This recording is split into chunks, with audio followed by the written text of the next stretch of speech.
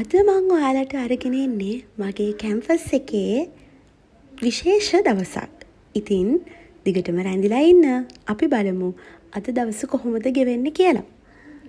ඊට කලින් මට හිතුණා මගේ channel එකට අලුතින් එකතු වෙලා ඉන්න අයට මං ගැන පොඩි විස්තරයක් කරොත් හොඳයි කියලා.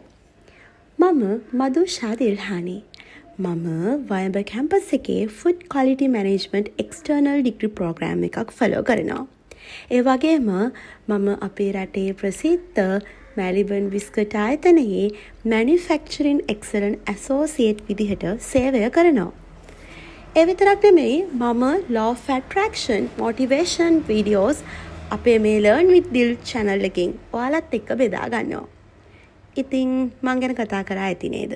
එහෙනම් අපි බලමු අද දවස කොහොමද ගෙවෙන්නේ කියලා.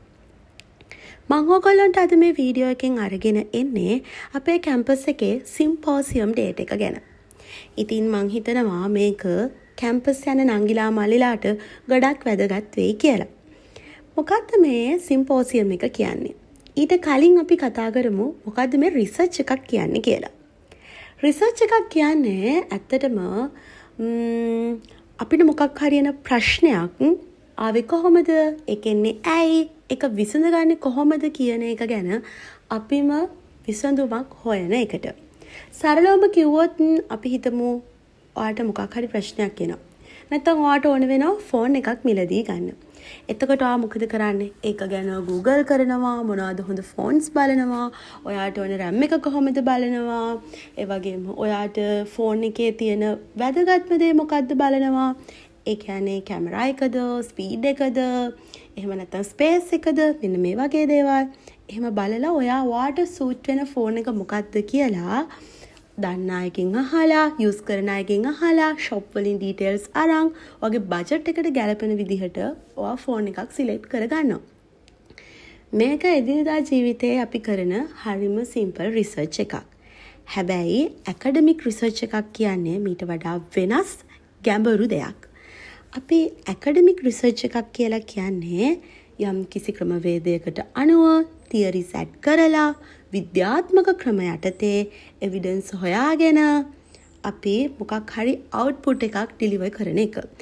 ඒක අපි ඩේටා පදනම් කරගෙන අපි කලින් කරපු රිසර්ච් බලලා මේ විදිහට තමයි අපි ඇකඩමික් රිසර්ච් එකක් කරන්නේ. එතකොට මොකක්ද මේ සිම්පෝසියම් එකක් කියලා කියන්නේ?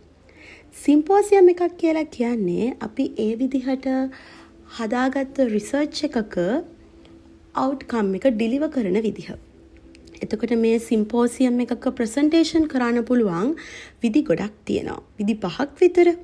oral presentation තියෙනවා, poster presentation තියෙනවා, ඒ වගේම QA discussion තියෙනවා, panel discussion තියෙනවා, video එහෙම නැත්නම් virtual presentation තියෙනවා. ඉතින් අපි oral presentation එකක් තමා අපේ රිසර්ච් එකකින් කරේ. ඒකදී අපි කරේ වාචිකව අපි කරපු presentation එක ජජ් පැනල් එකක් ඉස්සරහා present කරපු එක. ඊට පස්සේ ඒගොල්ලෝ අහපු ප්‍රශ්න වලට උත්තර දුන්න එක.